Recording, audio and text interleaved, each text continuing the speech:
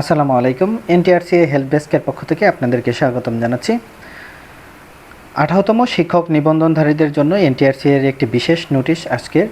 সেটি হচ্ছে যে সকল নিবন্ধনধারী প্রার্থীদের সনদ হারিয়ে গিয়েছে, নষ্ট হয়ে গিয়েছে বা আপনারা আগে থেকে সেটা সংরক্ষণ করতে পারেননি, তাদের জন্য এই নোটিশটা যে আপনারা এই সনদ আবার পুনরায় ডাউনলোড করতে পারবেন শুধুমাত্র একবারের জন্য।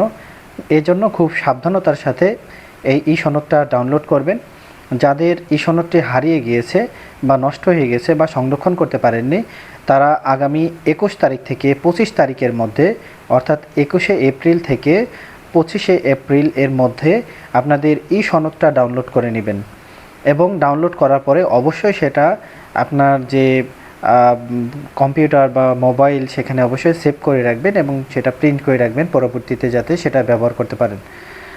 আর এই যে সনদটা কীভাবে ডাউনলোড করবেন? এই সনদটা ডাউনলোড করার জন্য আপনাদের যে ইউজার আইডি পাসওয়ার্ড ছিল, অর্থাৎ টাকা পেমেন্ট করার পর যে আপনারা একটা ইউজার আইডি পাসওয়ার্ড পেয়েছেন, সেটা এনজিআই টেলিটক থেকে ওখানে যাওয়ার পরে দেখবেন যে সার্টিফিকেট ডাউনলোডের একটা অপশন আছে।